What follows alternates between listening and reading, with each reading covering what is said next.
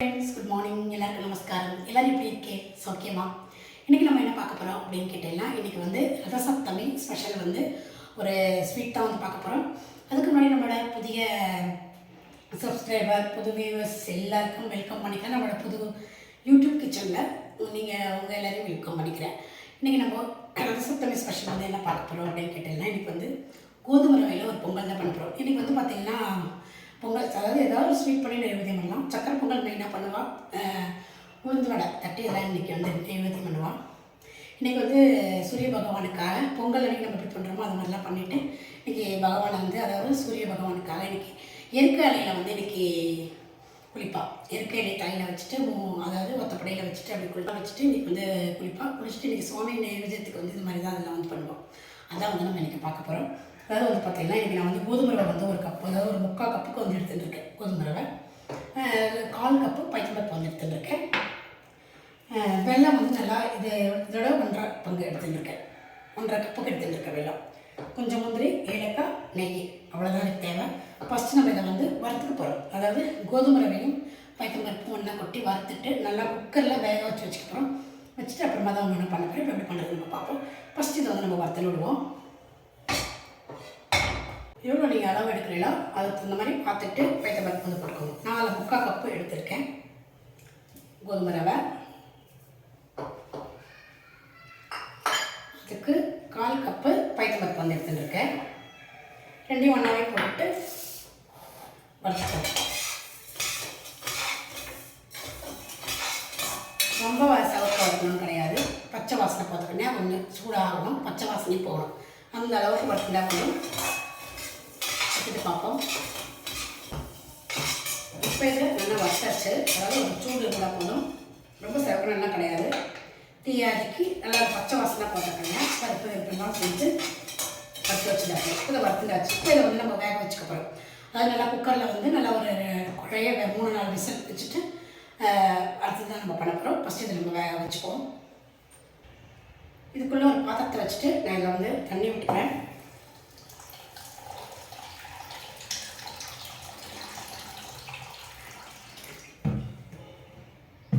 அளவு எவ்வளோ அப்படின்னு கேட்டாலும் நீங்கள் 1க்கு 4 விட்டுக்கலாம், இல்லை 3 கூட விட்டுக்கலாம். அது நல்லா இருக்கும். குழைய வேகணும் இது நல்லா. இப்போ இது நல்லா ஒரு 3-4 விசில் நல்லா வரட்டும். அதுக்கு இந்த பக்கம் நம்ம இந்த வெள்ளத்தை வந்து கரைச்சிப்போம். வெள்ளத்தை வந்து கொஞ்சமாக தண்ணி விட்டு நல்லா கரைச்சி வடிகட்டி எடுத்து வச்சுக்கிடுவோம்.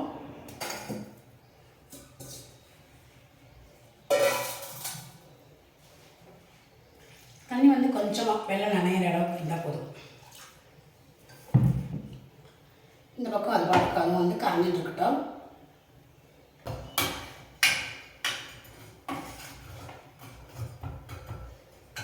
வெல்லம் வந்து அளவு பார்த்தீங்கன்னா உங்களுக்கு, அதாவது அது ஒரு டம்ளர் 1 கப்பு எடுக்கிறீங்கன்னா 1.5 எடுத்துக்கோங்க. இல்லைனா உங்களுக்கு 2 வேணாலும் எடுத்துக்கலாம். ஸ்வீட் வந்து உங்களுக்கு ஜாஸ்தி வேணால் நீங்கள் 2 எடுத்துக்கலாம். இல்லை கம்மியாக போகுதுன்னா நீங்கள் 1க்கு 1.5 எடுத்துக்கலாம்.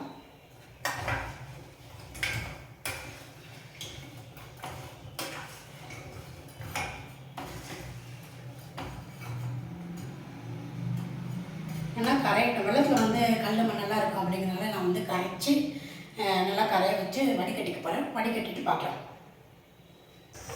வெள்ளம் வந்து நல்லா கரைஞ்சிட்டு வடிகட்டிடுவோம்.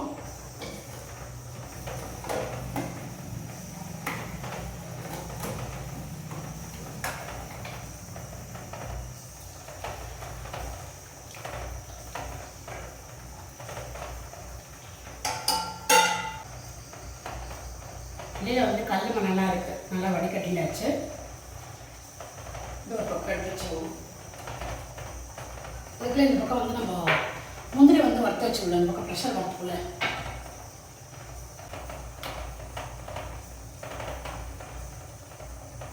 நெய் நல்லா தாராளமாக ஒரு ஸ்பூன் பண்ணிட்டு இருக்கேன். முந்திரி வந்து வறுத்து எடுத்து வச்சுக்கலாம். காஞ்சிட்டு இருக்கு. முந்திரி போட்டுக்கிறேன்.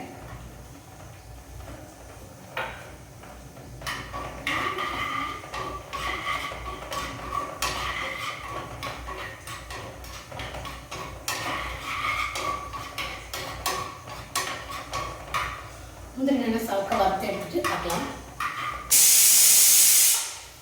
இப்போ இது வந்து நான் வந்து 4 விசில் நல்லா வச்சுருக்கேன், நல்லா குழைய வேகிறதுக்காக.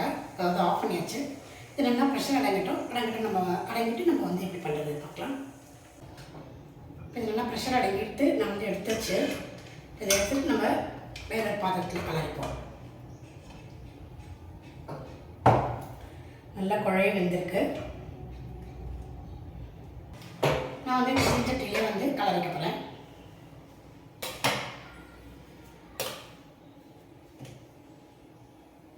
இது எல்லாமே இதில் போட்டுட்டு வெள்ளைப்பாகு போட்டுட்டு கலரிக்கப்போம். நல்லா குழைய வெந்திருக்கு. சேர்த்து ஒன்று கலரிடுவோம்.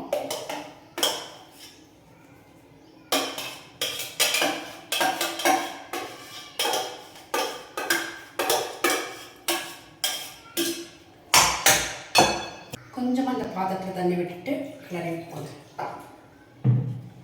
விட்டு அதில் விட்டுட்டு நல்லா ஒரு கொதி வந்ததுக்கு அப்புறமா நம்ம வெள்ளைப்பாகு விட்டு கரைச்சிக்கலாம்.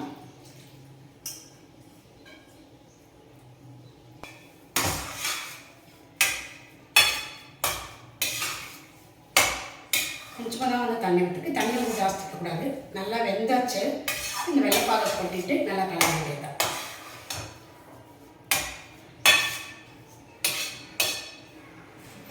வெள்ளம் வந்து கரைச்சி வச்சுருக்கோம், அதை வந்து நம்ம அதில் விட்டுப்போம். இந்த வெள்ளம் வந்து இதுக்கு வந்து கரெக்டாக இருக்கும். இன்னும் உங்களுக்கு ஜாஸ்தி வேணும்னாலும் போடலாம், இல்லை இவ்வளோ வேணாம் எங்களுக்கு வெள்ளம் கம்மியாக தான் வேணும் அப்படின்னாலும் நீங்கள் வந்து குறைச்சிக்கலாம். இது எல்லாமே சேர்த்து நல்லா கொதிச்சு சரியாக இருக்கும்.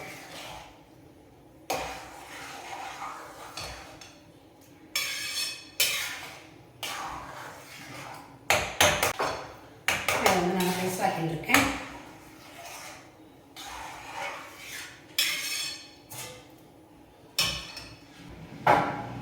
இப்போ இதில் நம்ம அந்த ஏலக்காய் பொடி எடுத்து வச்சுருக்கோம் இல்லையா, இந்த ஏலக்காய் பொடி வந்து போட்டு விடுவோம்.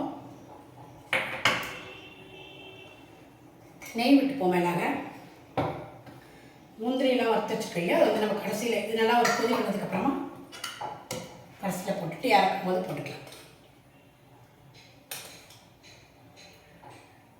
பொங்கல்னாலே நமக்கு நெய் நிறைய வேணும் இல்லைவா, இப்போ நெய் வந்து நல்லா ஒரு 4 ஸ்பூன்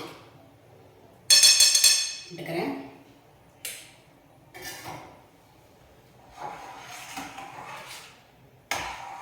விட்டுட்டு இது நல்லா வந்து கலர் விட்டுப்போம். எல்லாம் சேர்ந்து நல்லா கொதிச்சுட்டோம். நல்லா கொதிச்சு அதுவே நல்லா கெட்டியாகிடும்.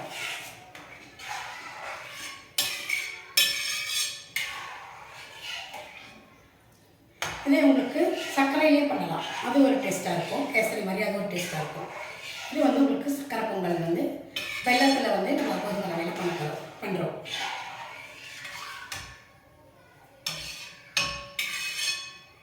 இது நல்லா சேர்ந்து ஒன்று கொதிக்கிட்டோம். கொதிச்சு நல்லா இது பண்ணி வரும்போது நம்ம முந்திரி வறுத்து வச்சுருக்கோம், முந்திரி போட்டுக்கலாம். கொதிக்கிட்ட பார்க்கலாம். உங்களோட பொங்கல் கொதிச்சுருக்கு பாருங்கள், இப்படி நல்லா கெட்டியாகிருக்கு. இல்லை கெட்டிட்டு சேர்த்து இன்னொரு 2 ஸ்பூன் நெய் விட்டுக்கிறேன் நான்.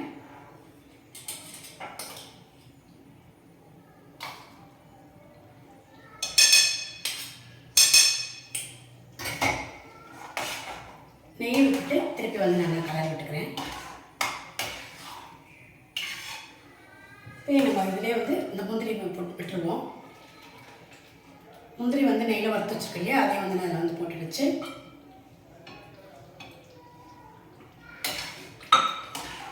நல்லா வந்து கலரி விட்டுருவோம். சேர்ந்த தாப்பில் நல்லா அடிக்கனமான பாத்திரமாக எடுத்துகிட்டு பண்ணிக்கோங்க. லேஸ் பாத்திரமாக இருந்தால் உங்களுக்கு அடி பிடிச்சிடும், கலரிகிட்டே இருக்கணும். கனமான பாத்திரம்னா கவலை இல்லாமல் இருக்கும். இப்போ நீங்கள் வந்து பார்த்து போதுமா பொறுமையாக வந்து கலரிக்கலாம். இப்போ பாருங்கள் நல்லா கலரை எப்படி நல்லா கெட்டியாக சூப்பராக இருக்குது. இது இன்னும் ஒரு 5 நிமிஷம் கொதிச்சு சூப்பராக ரெடி ஆகிடும். நல்லா கெட்டி ஆயிடுச்சு. லாஸ்ட் ஒரே ஒரு ஸ்பூன் நெய்யை விட்டுட்டு கொச்சதுக்கப்புறம் ஆஃப் பண்ணிவிடுவோம். நல்ல ஒரு வாசனை வந்து சுவாமி நெய்வேத்தியம் அப்படிங்கிறத நம்ம டேஸ்ட் பார்க்க முடியாது. இதே அளவுலேயே நீங்களும் வந்து ட்ரை பண்ணி பாருங்கள், ரொம்பவே சூப்பராக இருக்கும். நம்ம எப்படி சக்கரை பொங்கலே பண்ணுறதுக்கு இந்த மாதிரி கொஞ்சம் வித்தியாசமாக வந்து பண்ணலாமே அப்படின்ட்டு நான் வந்து இன்றைக்கி இது வந்து எடுத்துகிட்டு இருக்கேன். இப்போ உங்களுக்கும் வந்து தெரியாத வாழ்க்கை தெரிஞ்சுக்கலாமே அப்படிங்கிறதுனால இதில் வந்து நான் செஞ்சு காமிச்சிருக்கேன். நீங்கள் ட்ரை பண்ணி பார்த்துட்டு எப்படி இருக்குன்னு சொல்லுங்கள்.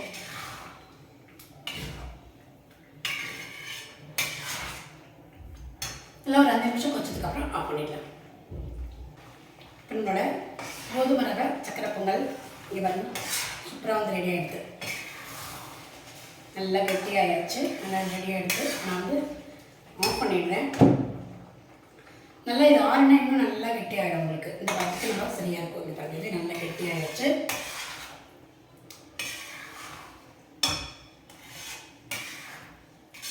இங்கே பாருங்க நம்மளோட கோதுமை ரவை சக்கரை பொங்கல் சூப்பராக வந்து ரெடி ஆகிடுது. நீங்கள் நம்ம ட்ரை பண்ணி பாருங்கள். ட்ரை பண்ணி பார்த்துட்டு எப்படி இருக்கு லைக் கமெண்ட்ஸ் பண்ணுங்கள்.